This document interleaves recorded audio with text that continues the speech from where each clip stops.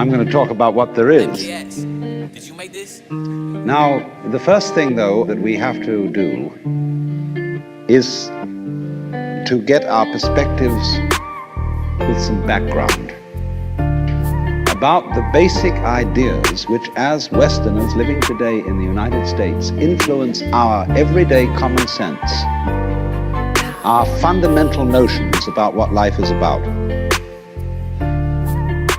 And there are historical origins for this, which influence us more strongly than most people realize.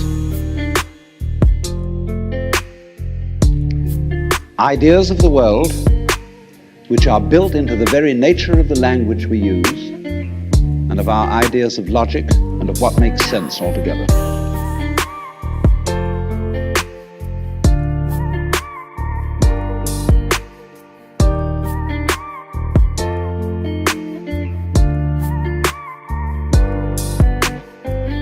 And these basic ideas I call myth, not using the word myth to mean simply something untrue, but to use the word myth in a more powerful sense. A myth is an image.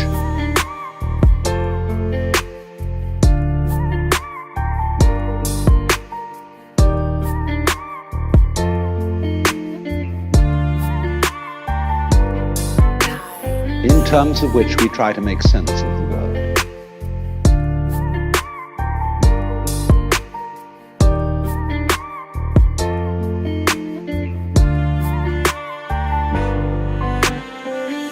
And we at present are living under the influence of two very powerful images, which are, in the present state of scientific knowledge, inadequate.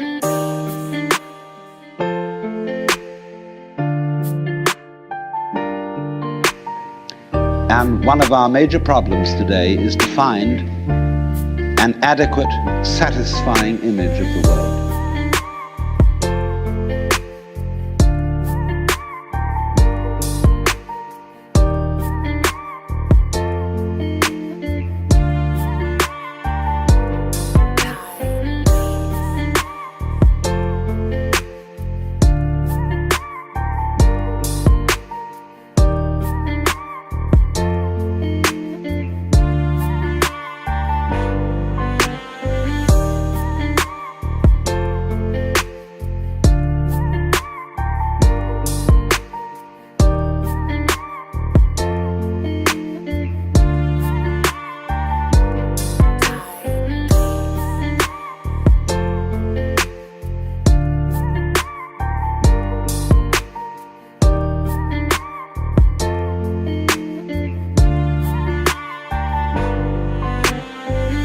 That's what I'm going to talk about. And I'm going to go further than that, not only what image of the world to have, but how we can get our sensations and our feelings in accordance with the most sensible image of the world that we can manage to conceive.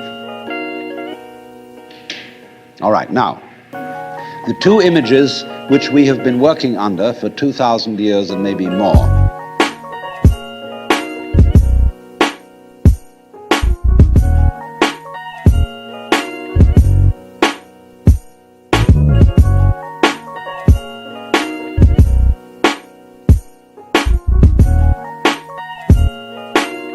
are what I would call two models of the universe. And the first is called the ceramic model, and the second, the fully automatic model.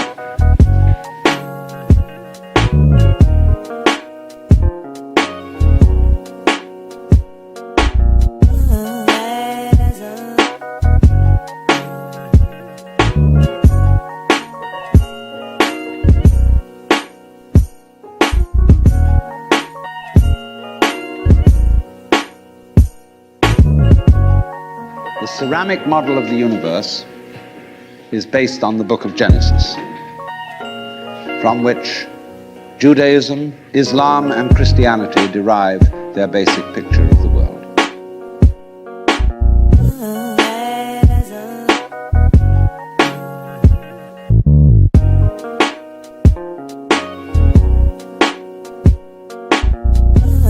image of the world in the book of Genesis is that the world is an artifact.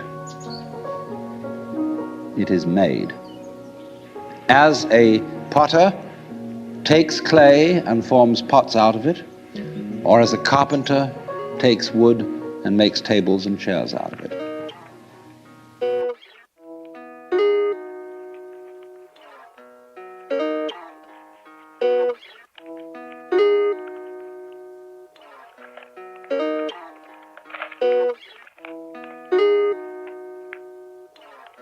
Don't forget, Jesus is the son of a carpenter and also the Son of God. So the image of God and of the world is based on the idea of God as a technician, potter, carpenter, architect, who has in mind a plan and who fashions the universe in accordance with that plan.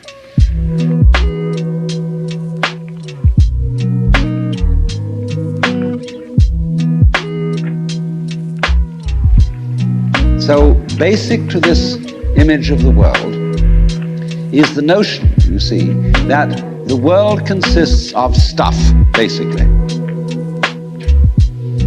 Primordial matter, substance, stuff, as pots are made of clay. And the potter imposes his will on it and makes it become whatever he wants.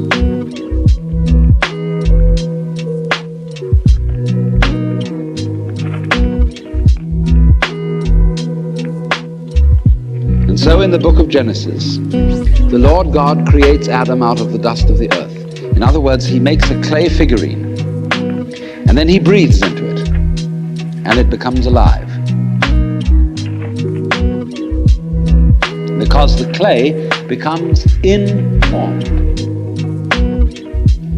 By itself it is formless, it has no intelligence.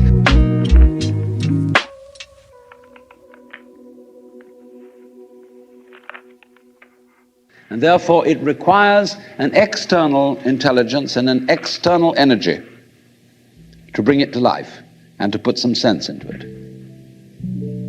And so in this way, we inherit a conception of ourselves as being artifacts, as being made, and it is perfectly natural in our culture for a child to ask its mother, "How was I made?"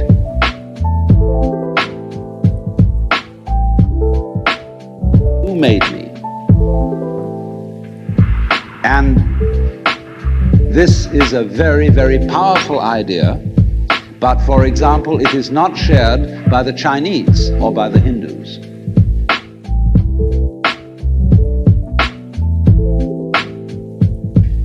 A Chinese child would not ask its mother, "How was I made?" A Chinese child might ask its mother, "How did I grow?" Which is an entirely different procedure from making.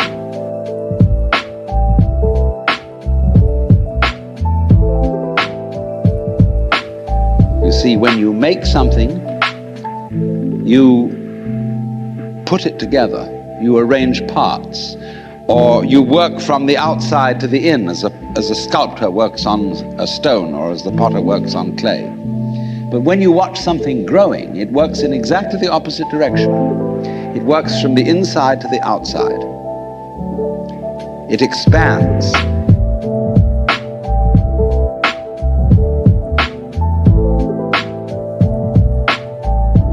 It burgeons, it blossoms.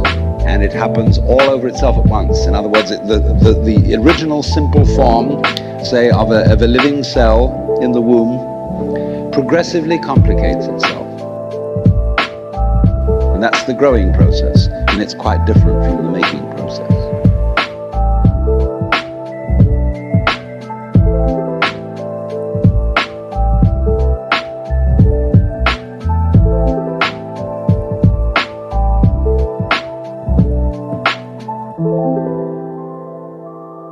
This ceramic model of the universe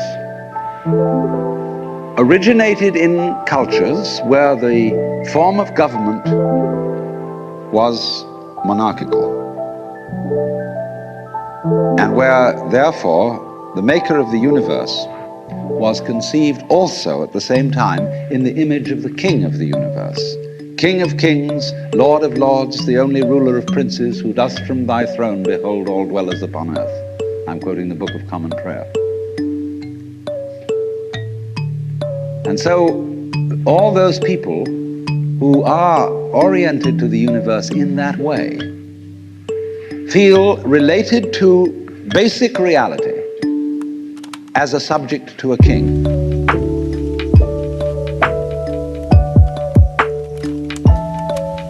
And so they are on very, very humble terms in relation to whatever it is that works all this thing.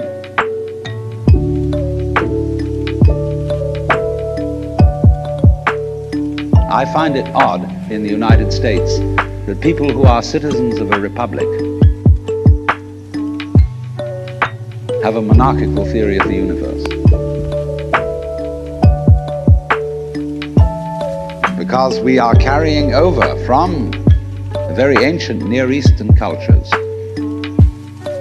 the notion that the Lord of the universe must be respected in a certain way. People kneel, people bow, people prostrate themselves. Because and you know what the reason for all that is? That nobody is more frightened of everybody else than a tyrant. He sits with his back to the wall, and his guards on either side of him. And he has you face downwards on the ground because you can't use weapons that way. When you come into his presence, you don't stand up and face him because you might attack. And he has reason to fear that you might because he's ruling you all. And the man who rules you all is the biggest crook in the bunch. Because he's the one who's succeeded in crime. The other people are pushed aside because the criminals, the people we lock up in jail, are simply the people who didn't make it.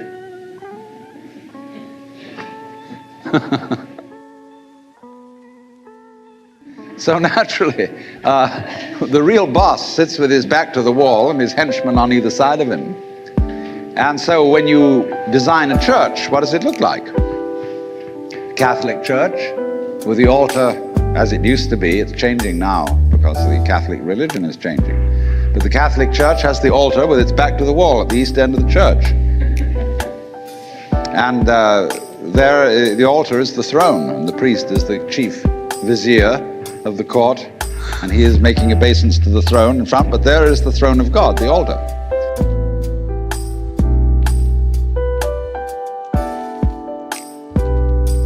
And all the people are facing it and kneeling down.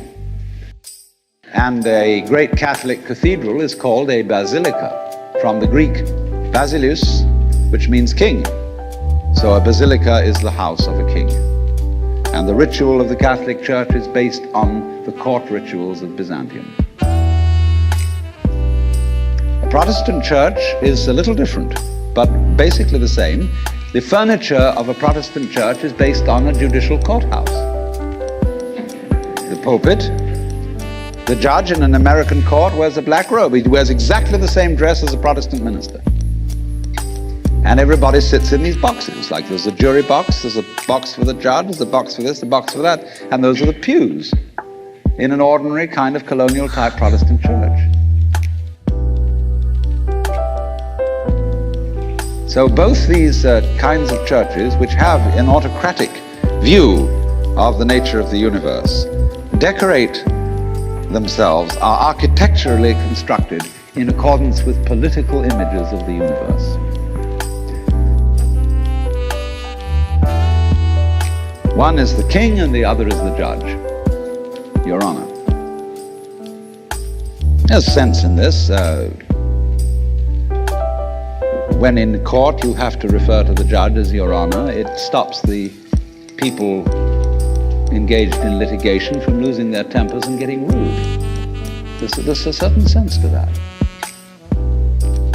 But when you want to apply that image to the universe itself, to the very nature of life, it has limitations. For one thing, the idea of a difference between matter and spirit. This idea doesn't work anymore.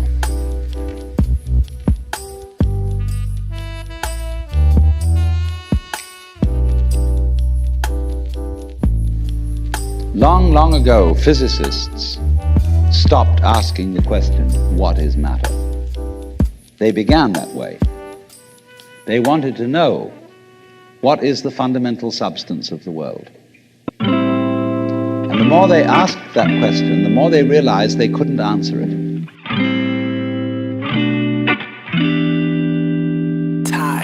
Because if you're going to say what matter is, you've got to describe it in terms of behavior. That is to say, in terms of form, in terms of pattern.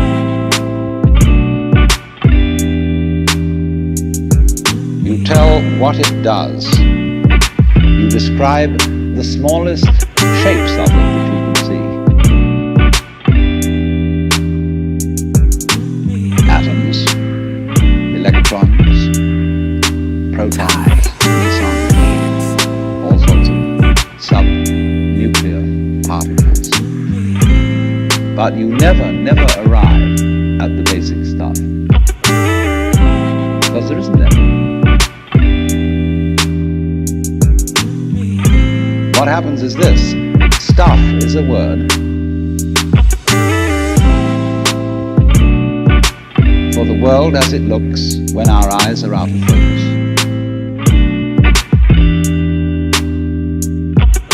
Stuff, the idea of stuff is that it's undifferentiated as some kind of a goo. And when your eyes are not in sharp focus, everything looks fuzzy. When you get your eyes into focus, you see a form, you see a pattern. And so all that we can talk about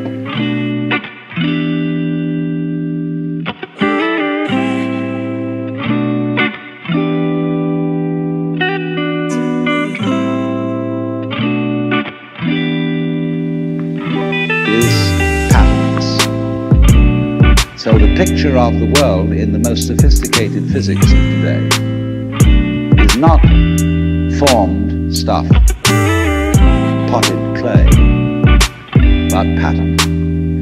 A self-moving, self-designing pattern.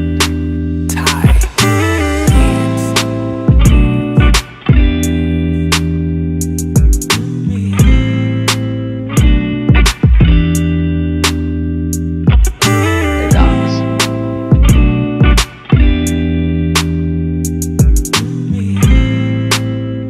And other astronomers either say there was a primordial explosion.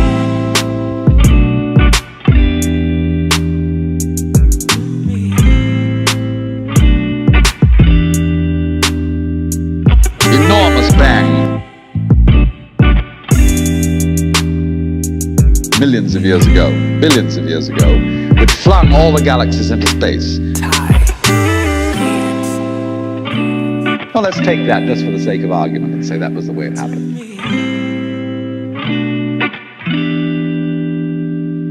It's like you took a bottle of ink and you threw it at a wall. Smash, and all that ink spreads.